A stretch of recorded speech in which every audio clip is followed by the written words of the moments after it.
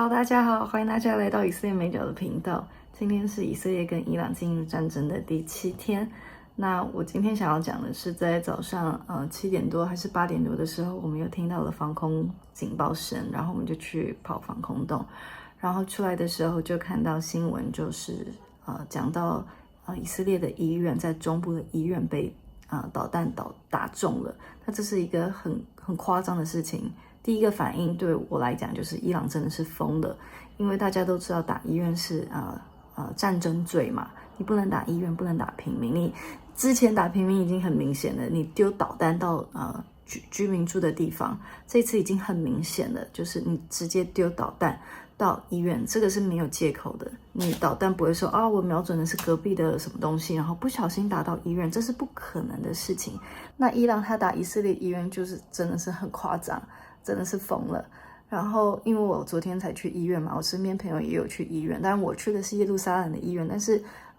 别示巴就以色列中部这个城市别示巴，我印象中他应该没有很多医院，所以我就传简讯给我2个住在别示巴的朋友，问他们你们还好吗？然后我得到的回复就是一个是导弹它射中的位置就是在他家走路15分钟的地方，那他们还好。然后另外一个朋友是告诉我他也还好，但是他的这个appointment 就是预约就被暂时取消了，然后他们会再找其他地方。但是感谢神，因为集中的那个地方就是那间医院平常是他去的，但是集中的那个地方今天是没有病人在里面，大部分人都已经要么是被移到别的地方，或者是在防空洞安全的地方。所以据我现在所知是没有人死掉，没有人被伊朗的这个导弹炸死掉。那我觉得这已经是很明显的伊朗他的错误嘛。那我们来看网络上是怎么说。那伊朗自己是说因为以色列底下有那个什么，他们用这个地方来做军事的用途，然后在这里聚集，然后下面有武器。你没有证据，你这样子讲就是一个谎言啊。然后再来我想给大家看的是网民是怎么样子骂我，那你们就会知道就是做以色列美角的压力。如果是在战争时期要为以色列，只要是说话我只是讲伊朗就是疯了，打以色列的医院这么明显的一件事情网民怎么说说跟上帝去讲理，犹太政权无恶不作，就是很明显的对以色列对犹太人的敌意嘛。那这种话你就算你回复他他也还是你没有办法跟他讲理因为他就是讨厌犹太人，这是一个态度的问题，是在心里面。所以我用言语讲更多的事实，再多的举例也都不会有用。然后祝我平安的，谢谢。然后用魔法打败魔法，这个好，没有什么想回复的。然后就是说以色列现世报就是意思是好像在说以色列活该然后有很多人的留言就是说你有没有就是在同情加沙的人，但是留言的方式不是只是单纯同情，而是在指责以色列，并且就是否定以色列有任何的自我防卫的权利。那很多人对对加沙的同情其实是建立在哈马斯给的谎言之上。当哈马斯说以色列杀了5万多人6万多人，然后很多人是妇女孩童，首先哈马斯的卫生部他并没有证据，就跟伊朗他并没有证据说以色列的医院底下有武器，跟当哈马斯说他多少人无辜的人，所谓无辜的人被以色列炸死，他也没有证据。那我们没有人在否定这场战争里面没有无辜的人受伤死亡，我们没有人在否定这一点。但是哈马斯只要把人质交出来，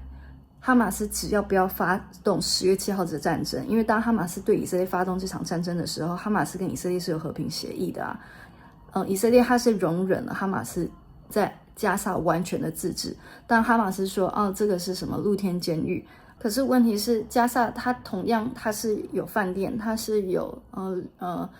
餐厅，它是有学校，这是哈马斯就是加沙人民自己选出来的一个政权，他自己选择用这样子的方式来治理他的这一个地区。那所以它不是真正的一个监狱，它只是用这样子的方式来得到大家的同情。那哈马斯他选择不要给他的人民盖防空洞，所以他们没有防空洞，所以以色列他要去空袭哈马斯的军事的设施的时候，他得要躲平民，但是他不可能全部躲，更何况哈马斯他躲在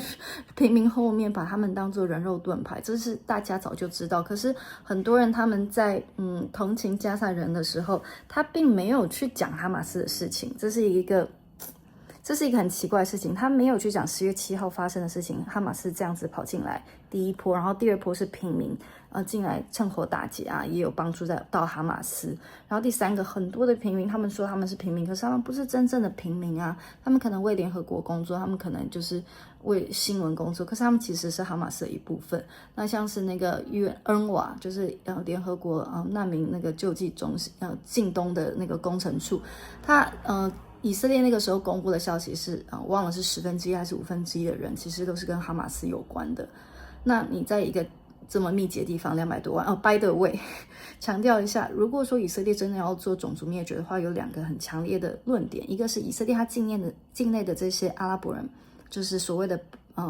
巴勒斯坦人的血缘的背景，跟这些在加沙或者西岸地区的人都是亲戚啊。他们的这个国家是在1948年的时候被分开来，他们其实没有不一样，所以以色列他如果要进行种族歼灭的话，他境内就有超过200万的阿拉伯人，就是昨天在医院的影片里面给大家分享的。以色列如果要进行种族灭绝的话，不需要给这些人完整的权利，也可以从这边就开始了。为什么他们的人口会越来越多？那同理，为什么加萨的这些所谓巴勒斯坦的人口越来越多，200多万？如果你是种族灭绝，你数字要降低啊，怎么会是从原来的几十万，然后变成现在的200多万，对不对？那所以就是当大家在同情加萨人的时候，真的是不要忘记是谁开启了这场战争，绝对不是因为什么以色列好像在压迫巴勒斯坦人，所以他们必须起来起义，没有这样的事情。以色列境内就有所谓的巴勒斯坦人，而以色列这块土地是他们打下来的，是在1948年，以色列犹太人已经接受了和联合国的这个提案，是阿拉伯人他们不想要给任何一小块地给犹太人，所以他们打犹太人，那只是没有打赢，所以就没有了土地，所以他们才要撤离到不一样，就是附近的地方，包含现在的加萨，包含西岸地区，包含约旦。那以色列它在过去的这几十年，它有很多次和平进程的谈话，这也是我在《以哈战上》这本书里面有讲到的。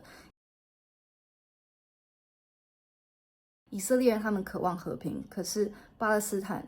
的政权，就是哈马斯或者是法塔赫，他们要的不是，因为他们要的是这块土地，他们要的是一个没有犹太人居住在这块土地上的土地，所以他们要的东西不一样。所以当犹太人、以色列人如果很单纯的、很天真的觉得说，我只要愿意割让土地，跟他们好好和平的相处，我们就可以就是共存，这是他们的期待。可是这不是对方要的，这不是哈马斯要的。哈马斯他从来在他的宪章里面，他都不是说我要一个就是繁荣的未来，没有，他要的是就是歼灭犹太人。然后呢，官员就是接下来留言就说以色列打加萨的医院啊，我要讲的是跟伊朗现在打以色列的医院有什么关联？所以只要是任何发生在以色列的事情上，都可以拉到说加萨，所以不管现在是伊朗好了，或者是其他国家要来打以色列，只要今天的加萨人好像在受苦，所以以色列他就没有正当权利去反对其他的国家的攻击嘛？我觉得这是完全奇怪的逻辑。但是我们好好来讲，就是加萨医院的部分，哈马斯他就是躲在医院底下，这是一个事实啊。那伊朗他用同样的一个好像这样子的一个解释，然后来掩盖他的这个罪行，就说因为以色列说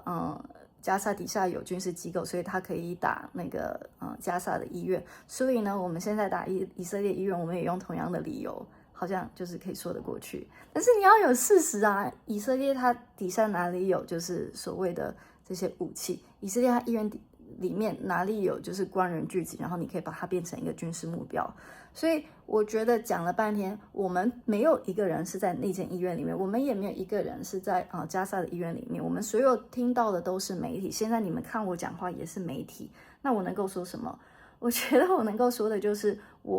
我认识的以色列，因为我们住在这里，我们知道以色列它不是一个好战的一个国家，我们知道它现在打的战争是一个生存的战争，那就跟大家不认识我一样，你们也只是透过荧幕在认识我，所以你们对我的相信也只是透过荧幕的相信，对以色列也是这样，我没有办法好像去逼任何一个人对以色列，更多的相信，可是我就是只能持续的去讲关于以色列的事情，即便说很多的留言好像真的是，很凶，但没关系啦，我觉得，这就是这个频道存在的一个目的。我不知道大家知不知道，有一个传统，就是犹太人每个礼拜五安息日的时候都会读妥拉经文，那全球的犹太人他们都有一样的进度，那一个礼拜要读的妥拉经文就要做那个Parashat Shavua，就是这一个礼拜要读的妥拉经文。那我生日的那一年那个礼拜，就是我生日那一天的那个礼拜的妥拉经文呢，刚好就是民数记23章。那纳坦雅胡他给这一次的军事行动起名叫做崛起的狮子嘛，大家可能都有听过。那它的这个由来呢，是取自于就是民数记23章的24节，证明起来仿佛母狮，挺身好像公狮。他在以色列凌晨打伊朗之前，在礼拜4的时候有去西墙，然后有在纸条里面就是写Lavi， 就是像狮子的一个百姓，就是取自于民数记23章24节。那这就是我生日的妥拉经文。那它的这个背景，如果你们等一下去翻圣经的话，其实就是一个叫做巴勒的王，他找巴兰这个先知去咒诅以色列，然后结果巴兰就是没有办法咒诅，因为神没有要咒诅以色列，所以他开口就是祝福的话。那所以这对我来讲是一个鼓励，因为我知道我每一次在网络上分享什么样子关于以色列的东西，明明我是住在这里，可是呢，就是有住在以色列以外的地方，然后可能根本没有来过以色列的人，就可以写很多东西，根本不认识我的人就可以写很多东西。那我觉得没关系，就是我还是一样选择，因为真的是没有办法去影响所有的人。那我也是真的是感谢，就是相信我，然后相信以色列的观众朋友们。那你们的留言我会尽量想要看，但是常常我真的是看这些留言的时候，我就觉得哇，看了以后就是心情觉得不是很好，因为真的不认识我，可是或者不认识以色列，然后可是有很多的负面的留言。我很喜欢分享真实的以色列给大家，就是他脆弱的一面，他坚强的一面，包含我们早上半夜要跑那个防空洞，然后以色列人很可爱啊，他们跑防空洞，然后还可以在里面喝咖啡，然后吃零食，然后要离开的时候说希望很快不会很快再见到你，就是好像有点苦中作乐，然后习惯了这一切。就是其实他们表现的好像很轻松，但是作为一个外国人，我可以更客观的去看，如果这样同样的事情发生在以色列以外的任何的一个国家，包含台湾好了，如果突然有一个国家然后发射导弹对你，然后你的医院都被打了，然后其他人还不相信你 ，OK， 我觉得这是没有办法被接受的。可是以色列人他们就是要用这种好像很轻松、很自在的一个态度去面对所有的困难。那当我甚至为以色列说话说，没有其他国家会来帮以色列，以色列人只能帮自己的时候，也有人要因为这样的事情来骂我，说不好听的话很多。那我觉得我也没有办法，那就是我们每个人都是在用心认真的做我们被上帝呼召要做的事情。那我可以做的事情就是把我看到的以色列分享给大家。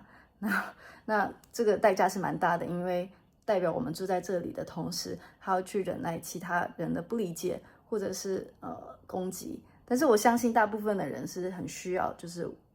我们提供出来关于以色列真实的一面。所以就是谢谢大家对这个频道的支持，然后也是跟大家分享就是以色列的处境，然后以及我为什么很坚持要把以色列的处境分享出来，因为这是上帝给我这个频道的一个原因。就在民数记23章24节，就是神要祝福的，你难道可以去咒诅吗？好，就这样了，拜拜。